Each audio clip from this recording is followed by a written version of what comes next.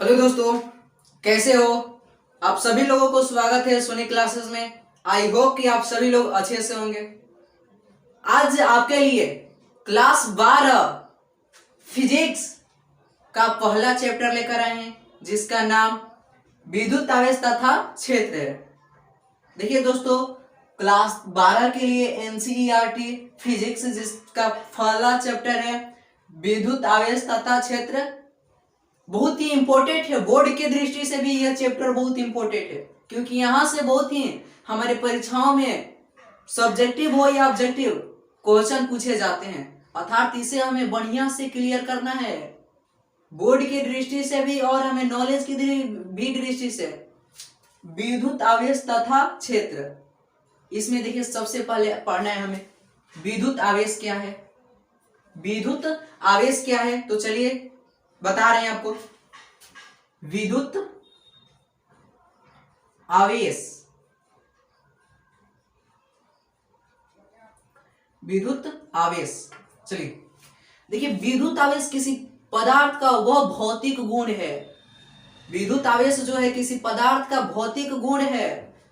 विद्युत आवेश किसी पदार्थ का वह भौतिक गुण है जो क्या करता है, चुंबकीय प्रभाव तथा विद्युतीय प्रभाव उत्पन्न करता है। आपसे पूछा जाएगा विद्युत आवेश किसे कहते हैं, तो विद्युत आवेश किसे कहते हैं? विद्युत आवेश किसी पदार्थ का वह गुण है जिसके कारण वह चुंबकीय प्रभाव तथा विद्युतीय प्रभाव उत्पन्न करता है। वही लिख रहे हैं, चलिए देखिए विद्युत आवेश, विद्युत आवेश किसी पदार्थ का वह गुण है, किसी पदार्थ का वह गुण है, वह गुण है जिसके कारण, जिसके कारण वह चुंबकीय प्रभाव, चुंबकीय प्रभाव तथा विद्युतीय प्रभाव, विद्युतीय प्रभाव उत्पन्न करता है, उत्पन्न करता है।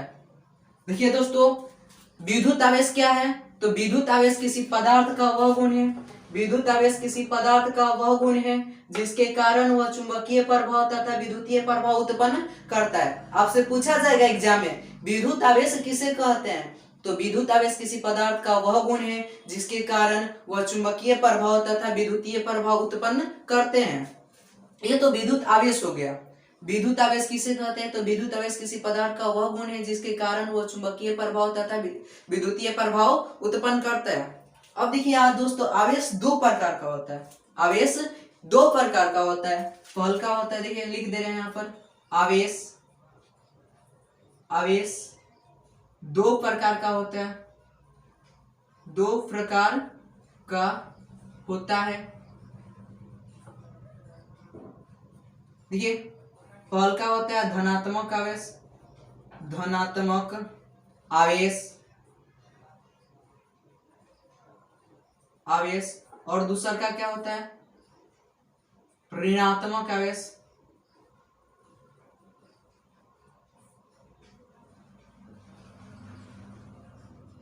देखिए दोस्तों, आवेश दो प्रकार के होते हैं, पहल का धनात्मक आवेश और दूसरा ऋणात्मक आवेश। धनात्मक आवेश का चिन्ह होता है प्लस, ऋणात्मक आवेश का चिन्ह होता है माइनस। आपसे पूछा जाएगा धनात्मक आवेश का चिन्ह क्या होता है, प्लस, ऋणात्मक आवेश का चिन्ह क्या होता है, माइनस होता है। आवेश कितने प्रकार के होते हैं, दो प्रकार के होते हैं, धनात्मक आवेश और ऋणात्मक आवेश। आवेश किसे कहते हैं, तो आवेश किसी पदार्थ का वह गुण है जिसके कारण वह चुंबकीय प्रभाव तथा विद्युतीय प्रभाव उत्पन्न करता है। अब देखिए दोस्तों, यहां पर क्या आता है, यहां पर आता है अब आवेश का मात्रक, आवेश का मात्रक। देखिए दोस्तों, आवेश का मात्रक अर्थात आवेश का मात्रक, आवेश को परिभाषित करने के लिए एक चिन्ह की आवश्यकता है। जिसे हम आवेश की मात्रक कहते हैं। आवेश को व्यक्त करने की पद्धति को आवेश का मात्रक कहते हैं। आवेश को प्रदर्शित करने के लिए आवेश की मात्रा की आवश्यकता है। देखिए जब हम एसआई पद्धति में देखते हैं, एसआई पद्धति में जब हम एसआई पद्धति में देखते हैं आवेश का मात्रक तो कूलाम होता है। वही लिख रहे हैं, एसआई पद्धति में आवेश का मात्रक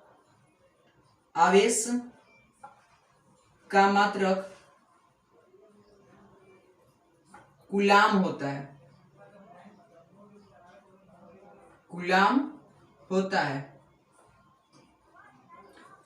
आवेश का एसआई पद्धति में मात्रक क्या होता है दोस्तों? कूलाम होता है, जिसे सी से प्रदर्शित करते हैं। इसे सी से क्या करते हैं? प्रदर्शित करते हैं। कूलाम को किससे प्रदर्शित किया जाता है? सी से। एसआई पद्धति में आवेश का क्या मात्रक है? कूलाम। कूलाम को किससे प्रदर्शित किया जाता है? सी से। अब और मात्रक होता है, देखिए सीजीएस पद्धति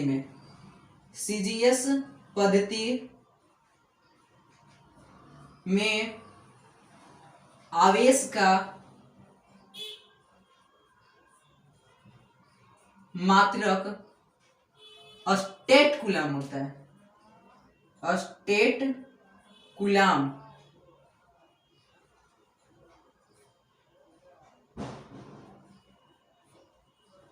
देखिए दोस्तों, सीजीएस पद्धति में आवेश का मात्रक क्या होता है? स्टेट कूलाम होता है। एसआई पद्धति में आवेश का मात्रक क्या होता है? केवल कूलाम होता है, जिसे किससे प्रदर्शित किया जाता है? सी से। अब देखिए कूलाम एक बड़े ही भौतिक शास्त्री थे। जिन्होंने आवेश एसआई पद्धति में आवेश को बताया क्या मात्रक क्या होता है? कूलाम होता है। एक स्टेट कूलाम थे जिन्होंने सीजीएस पद्धति में आवेश का मात्रक बताया, स्टेट कूलाम होता है। आवेश का एक और मात्रक होता है फैराडे। यह आवेश का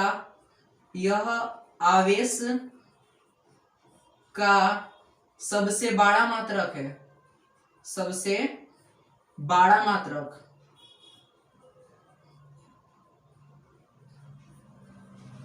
ऑब्जेक्टिव में आपसे पूछा जाएगा आवेश का सबसे बड़ा मात्रक क्या होता है? फ्राइडे। और यहां से आवेश का सबसे छोटा मात्रक भी पूछा जा सकते हैं, तो आवेश का सबसे छोटा मात्रक कूलाम है, याद रखिएगा। आवेश का सबसे छोटा मात्रक, देखिए ये सबसे छोटा मात्रक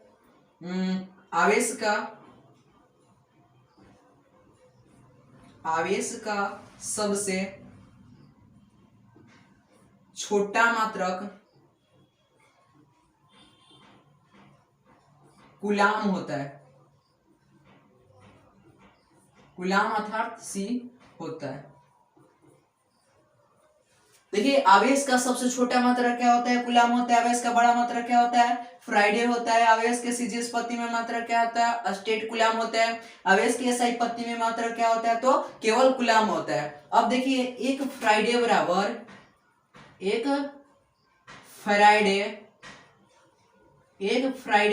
96,500 कूलाम होता है। देखिए दोस्तों, पूछा जाएगा एक फ्राइडे में कितना कूलाम होता है? तो 96,500 कूलाम होता है। अर्थात यह आवेश का सबसे बड़ा मात्रक क्या है? फ्राइडे है। यह आवेश का सबसे बड़ा मात्रक है। एक फ्राइडे बराबर 96,500 कूलाम होता है। देखिए अब यहाँ पर कूलाम, आवेश का सबसे छोटा मात्रक है कूलाम। एक कूलाम बराबर कितना होता है? देखिए एक कूलाम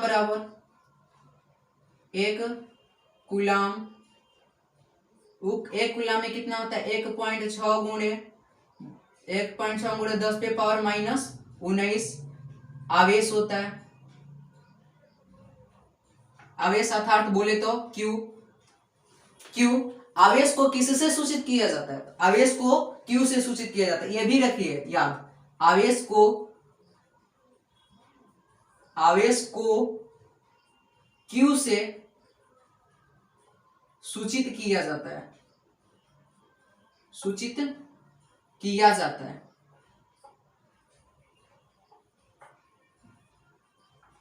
देखिए दोस्तों, आपको हमने यहाँ पर क्या क्या बताया? विद्युत आवेश या आवेश किसे कहते हैं?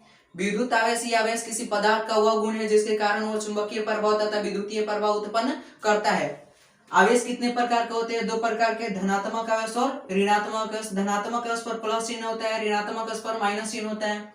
आवेश का मात्रक, तो देखिए आवेश के सीजीएस प्रति में मात्रक कूलाम होता है, यह आवेश का सबसे छोटा मात्रक है। सीजीएस प्रति में आवेश का मात्रक क्या होता है? स्टेट कूलाम होता है।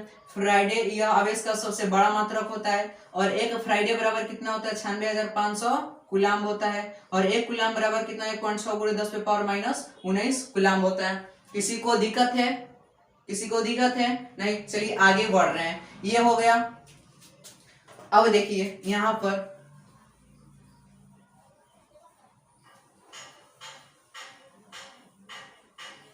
इसके बाद आता है आवेश का गुण। आवेश का गुण आता है। इससे पहले एक और है, इसमें आवेश के गुण से पहले एक और है जो आपको बता देना चाहते हैं, वो बहुत इंपॉर्टेंट है। वो बहुत ही इंपॉर्टेंट है वो। देखिए आता है आवेश का बीमा। आवेश का बीमा, तो देखिए दोस्तों हम बता दे रहे हैं आवेश का बीमा 80 होता है। आवेश का बीमा क्या होता है? 80 होता है। ठीक हो गया। इसके बाद चल रहे हैं आवेश का गुण। आवेश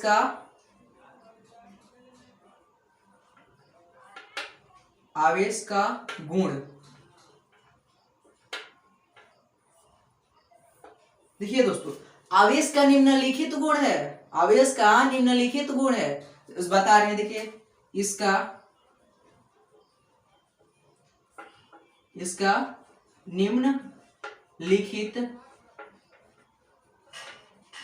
निम्नलिखित गुण है। अब इसका निम्नलिखित गुण है, पहला आता है आवेश योज्य है। आवेश योज्य है। दूसरा क्या होता है? आवेश क्वांटीकृत है। आवेश क्वांटीकृत है। जो तीसरा में आता है दोस्तों आवेश संरक्षित है। आवेश संरक्षित है। चौथा में आता है इस पर वेग का प्रभाव नहीं पड़ता है।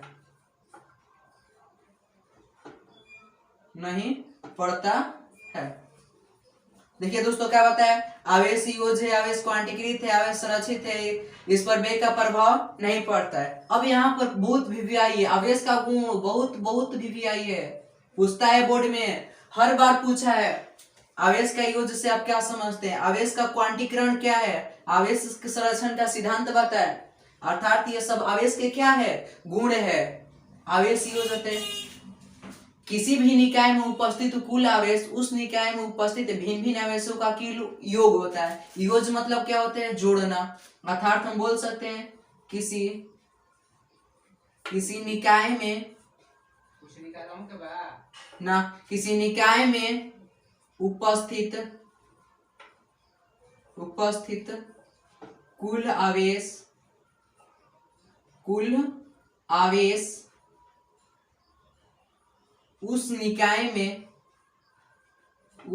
उस निकाय में उपस्थित भिन्न भिन्न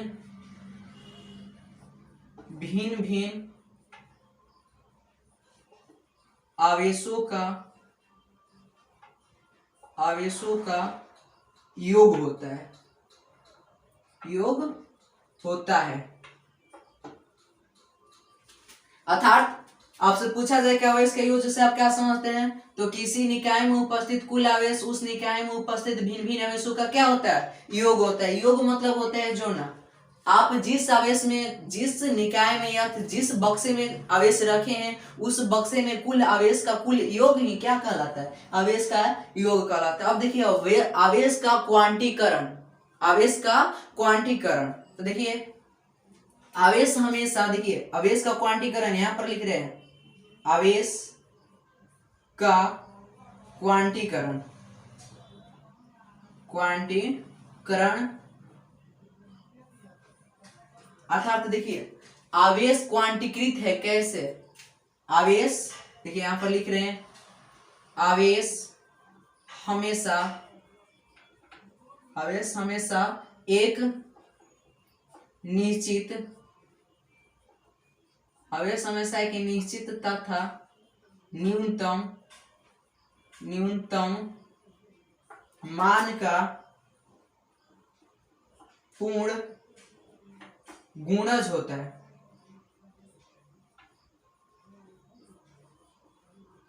देखिए दोस्तों, आवेश का क्वांटीकरण, आवेश हमेशा एक निश्चित तथा न्यूनतम मान का पूर्ण गुणज होता है। इसका अर्थ, हम अगर आपसे आवेश मांगना चाहते हैं, हम कह रहे हैं आप हमको 1.5 कूलम आवेश दीजिए, क्या आप हमको 1.5 कूलम आवेश दे सकते हैं? आलू है, प्याज है, चावल है कि आप हमको दे सकते हैं? नहीं दे सकते, क्योंकि देखिए 1.5 कूलम आवेश हम आपसे मांग रहे हैं, क्या आप हमको दे सकते हैं? नहीं। आवेश का गुण क्या कहते हैं? आवेश क्वांटीकृत है। आवेश हमेशा एक निश्चित तथा न्यूनतम मान का पूर्ण गुणज होता है। हम आपसे 1 कूलम आवेश मांगे तो आप दे सकते हैं, अगर हम आपसे 1.5 कूलम आवेश मांगे तो आप नहीं दे सकते हैं। क्यों? क्योंकि आवेश क्या है? क्वांटीकृत है। आवेश हमेशा एक निश्चित तथा न्यूनतम मान का पूर्ण गुणज होता है। हमने आपसे 1 कूलम आवेश मांग दिया, दे दिए। अगर 2 कूलम आवेश मांग दिया तो दे दिए। अगर हम 2.5 कूलम मांगे अर्थात 2.5 कूलम आवेश मांगे तो आप हमको दे सकते हैं? नहीं दे सकते हैं। वही होता है आवेश का क्वांटीकरण, अर्थात तो वे आवेश हमेशा एक निश्चित तथा न्यूनतम मान का क्या होता है? पूर्ण गुणज होता है। देखिए यहाँ पर न्यूनतम मान का पूर्ण गुणज होता है। आवेश हमेशा एक निश्चित मान का क्या होता है? पूर्ण गुणज होता है, जिससे आवेश को क्वांटीकरण कहते हैं। अगर हमने आपसे 1.5 कूलम आवेश मांगा तो आप हमको 1.5 कूलम आवेश नहीं दे सकते हैं, क्योंकि आवेश का गुण कहता है आवेश हमेशा एक निश्चित तथा न्यूनतम मान का गुणज होता है। अर्थात आपसे मांग दे 1 कूलम आवेश तो दे सकते हैं, 2 कूलम आवेश मांग सकते हैं तो दे सकते हैं, 10 कूलम आवेश मांगे आपसे तो आप दे सकते हैं। अर्थात ये जोड़ा होता है न्यूनतम मान का पूर्ण गुणज। गुणज क्या होता है? देखिए 2, 4, 6, 8, 10, 3, 6, 9, 12 गुणज होता है। अब गुणज में भी आता है क्या? देखिए तो थोड़ा हम 2 के गुणज लिख रहे हैं तो 2, 2.5 लिख सकते हैं। कभी 2 के गुणज में 2.5 आएगा? नहीं आएगा। 2 के गुणज में 4 आएगा, 6 आएगा, उसके बाद 6.5 आ जाएगा? नहीं आएगा। 6.5 ना करके आ जाएगा 8 आ जाएगा। अर्थात आवेश क्या होता है? आवेश हमेशा एक निश्चित तथा न्यूनतम मान का गुणज होता है। समझ में आ गया आवेश का क्वांटीकरण? ये बहुत वीवीआई है, ये वीवीआई है, बहुत बार पूछा है एग्जाम में, ये बहुत बार पूछा है एग्जाम में। ये भी पूछा है आवेश का यूज, आवेश का गुण तो कहिए मत, ये बहुत वीवीआई है। और ऑब्जेक्टिव के लिए आवेश की बीमा, ये बहुत वीवीआई है, बार बार पूछता है, कई बार ये बोर्ड में रन कर दिया है क्वेश्चन, तो इसलिए आप इसे बढ़िया से तैयारी करके जाइएगा। ठीक, अब चल रहे हैं आवेश संरक्षित है, अर्थात आवेश संरक्षण का सिद्धांत। देखिएगा, आवेश को न तो हम उत्पन्न करते हैं न तो नष्ट करते हैं। क्या हम आवेश को नष्ट कर सकते हैं? बताइए, आवेश को हम नष्ट कर सकते हैं? आवेश को हम कभी भी नहीं नष्ट कर सकते हैं। क्या हम आवेश उत्पन्न कर सकते हैं? नहीं। आवेश क्या होता है? एक रूप से दूसरे रूप में रूपांतरण होता है, स्थानांतरण होता है। अर्थात हम कह सकते हैं आवेश को न तो उत्पन्न किया जाता है और न तो नष्ट किया जाता है। आवेश का केवल एक रूप से दूसरे रूप में क्या होता है? रूपांतरण होता है। आवेश का संरक्षण सिद्धांत क्या है? आवेश को न तो उत्पन्न किया जाता है और आवेश को न तो नष्ट किया जा सकता है। आवेश केवल एक रूप से दूसरे रूप में क्या होता है? रूपांतरण होता है, जिसे आवेश का क्या कहते हैं? संरक्षण का सिद्धांत कहते हैं। और आवेश पर क्या होता है? वेग का प्रभाव कभी भी नहीं पड़ता है। ऑब्जेक्टिव में पूछता है क्या आवेश पर वेग का प्रभाव पड़ता है? बताइए, क्या आवेश पर वेग का प्रभाव पड़ता है? देखिए यहाँ पर नहीं, आपका जवाब क्या हो जाएगा? नहीं। अर्थात क्या कह सकते हैं? देखिए, आवेश योज्य है, अर्थात आवेश हमेशा एक निश्चित, देखिए क्या, आवेश किसी निकाय में उपस्थित कुल आवेश का भिन्न भिन्न योग होता है। उसके बाद आवेश का क्वांटीकरण, देखिए आवेश हमेशा एक निश्चित तथा न्यूनतम मान का क्या होता है? पूर्ण गुणज होता है। आवेश संरक्षण, देखिए यहाँ पर लिख दे रहे हैं, आवेश को न तो उत्पन्न किया जाता है, उत्पन्न किया जाता है, आवेश को न तो उत्पन्न किया जाता है और न तो नष्ट किया जाता है, नष्ट किया जाता है। इसका केवल इसका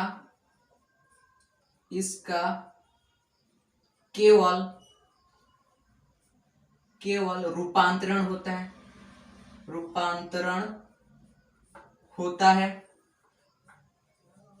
देखिए दोस्तों, आवेश का संरक्षण सिद्धांत में क्या होगा, आवेश को न तो उत्पन्न किया जा सकता है और न तो नष्ट किया जा सकता है, आवेश केवल एक रूप से दूसरे रूप में रूपांतरण होता है। बहुत ही वीवीआई है ये चारों, बहुत ही वीवीआई है, क्योंकि बोर्ड में बहुत ही रनिंग कर चुका है। आशा है कि बोर्ड परीक्षा 2023 में भी पूछ सकता है, बोर्ड परीक्षा 2023 में भी पूछ सकता है। अगर आपको पहले से तैयारी रहेगा तो आप बोर्ड एग्जाम में लिख सकते हैं, पूछ सकता है। आवेश के क्वांटीकरण बहुत ही वीवीआई है, और आवेश संरक्षण का सिद्धांत और आवेश की बीमा ऑब्जेक्टिव के लिए, और पूछ सकता है आवेश क्या गया, हाँ, आवेश पर वेग का प्रभाव पड़ता है या कि नहीं, आपको सब बता दिए। अब आपको क्या, जितना मेहनत आप घर पर कीजिए, सेल्फ स्टडी कीजिए, सब उसी से है। अब उसके बाद हमने क्या क्या आपको बताया आज। विद्युत आवेश किसे कहते हैं, विद्युत आवेश कितने प्रकार के होते हैं, 2 प्रकार के होते हैं, धनात्मक आवेश और ऋणात्मक आवेश। अब देखिए यहां पर और है, और आगे बता रहे हैं, मिटा दे रहे हैं इसको।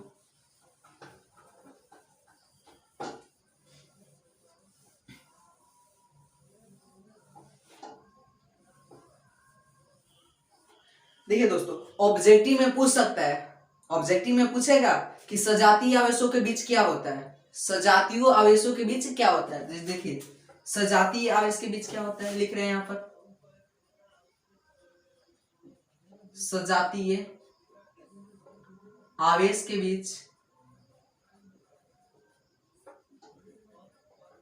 बीच क्या होता है, क्या होता है। जब देखिए दोस्तों, सजातीय आवेश के बीच क्या होता है, अर्थात जब प्लस और प्लस आएगा या माइनस और माइनस आएगा तो इसके बीच में क्या होगा बताइए। अगर ये प्लस है, ये भैया प्लस है, ये भैया भी प्लस है, और ये भी भैया प्लस है, जब प्लस प्लस के सामने आएगा तो क्या होगा, माइनस माइनस के सामने आएगा तो क्या होगा, ये एक जात का है और ये भी एक जात का है, ये भी एक जात का है और ये भी एक ही जात का है, अर्थात हम बोल सकते हैं कि सजातीय आवेश के बीच क्या होता है। तो देखिएगा, सजातीय आवेश के बीच विकर्षण होता है, सजातीय आवेशों के बीच क्या होता है, विकर्षण होता है। जब प्लस प्लस आएगा तो देखिएगा दूर भागता है, प्लस प्लस आएगा तो दूर भागता है, या माइनस माइनस आए तो ये भी दूर भागता है। क्यों, क्योंकि इसके बीच विकर्षण होता है, अलगाव होता है। मान लीजिए ये हमारा हाथ प्लस है और ये प्लस है, जब हम इसको पास ले जा रहे हैं तो ये विकर्षण करके इधर टेल रहा है, इधर भगा रहा है, कह रहे आप भाग, हम तुम्हारे साथ नहीं रह सकते हैं। क्योंकि देखिएगा, एक जाति कभी एक साथ नहीं रह सकते हैं। एक जात के, मान लीजिए एक जंगल में कौगो शेर रह सकता है, अकेले एगो शेर रह सकता है, 2 शेर रहता है, नहीं रहता है। वही बात आ जाता है, प्लस प्लस जब आता है तो विकर्षण होता है, माइनस माइनस आता है तो विकर्षण आ जाता है, अर्थात सजातीय आवेशों के बीच क्या होता है, विकर्षण होता है। अब यहीं पर आ जाता है विजातीय आवेश, विजातीय आवेश, विजातीय आवेश के बीच क्या होता है। तो देखिए दोस्तों, विजातीय आवेश मतलब दोनों अलग अलग जात का होगा, एगो प्लस तो एगो माइनस, एगो माइनस तो एगो प्लस, अर्थात जब एक प्लस है एक माइनस है तो इसके बीच क्या होता है, आकर्षण होता है, आकर्षण, आकर्षण होता है, आकर्षण होता है। ये प्लस है माइनस है, जब प्लस माइनस रहेगा तो आकर्षण, प्लस प्लस रहेगा तो विकर्षण, माइनस माइनस रहेगा तो विकर्षण, माइनस प्लस रहे तो आकर्षण। क्योंकि ये विजातीय है, ये दूसर जात का है और दूसर जात का है, अर्थात इसको हम मान लेते हैं मेल और इसको मानते हैं फीमेल। तो देखिएगा मेलवा चाहता है फीमेल को पाने के लिए, फीमेलवा सोचती है मेल को पाने के लिए। ऐसे अगर हम प्लस को मान लेते हैं मेल और माइनस को मान लेते हैं फीमेल, तो मेल जो होता है पुरुष हमेशा स्त्री के चक्कर में रहता है और स्त्रियां जो होती है फीमेल हमेशा पुरुष के चक्कर में रहती है। अर्थात क्या होता है, दोनों के बीच में क्या होता है, आकर्षण होता है। दोनों क्या सोचती है कि हम इसको पाले, ये क्या सोचती है हम इसको पाले। तो बताइए दोनों अलग अलग जात के हैं, पुरुष जो है अलग जात का है और स्त्री अलग जात का है, तो इसके बीच में क्या होगा, आकर्षण होगा, जुटेगा। और मान लीजिए ये भी मेल है और ये भी मेल है, ये भी मेल है और ये भी मेल है, तो मेल मेल कभी सोचेगा कि हम मेल से मेल मिल जाएं, कभी नहीं। अर्थात इसके बीच क्या होता है, आकर्षण ना होकर विकर्षण होता है, अलगाव होता है, एक दूसरे से अलगाव। आपसे पूछा जाएगा कि सजातीय वस्तु के बीच क्या होता है, विकर्षण होता है, विजातीय वस्तु के बीच क्या होता है, आकर्षण होता है। समझ में आ गया इतना? देखिए आज हमने क्या क्या सीखा। विद्युत आवेश किसे कहते हैं, विद्युत आवेश का मात्रक क्या होता है, यह कितने प्रकार का होता है, विद्युत आवेश का सबसे बड़ा मात्रक क्या होता है, विद्युत आवेश का सबसे छोटा मात्रक क्या होता है, आवेश का बीमा क्या होता है, आवेश का गुण भी बताए, आवेश का निम्नलिखित गुण है, आवेश योज्य है, आवेश संरक्षित है, आवेश पर वेग का प्रभाव नहीं पड़ता है, आवेश क्वांटीकृत है। बस आज के क्लास में इतना ही, मिलते हैं अगला क्लास में, तब तक के लिए आपसे धन्यवाद और विदा लेते हैं। यही नहीं, अगर आपको ये वीडियो पसंद आए आप अपना दोस्तों में शेयर करना मत भूलिएगा और लाइक और कमेंट अवश्य कीजिएगा और सब्सक्राइब कर दीजिएगा।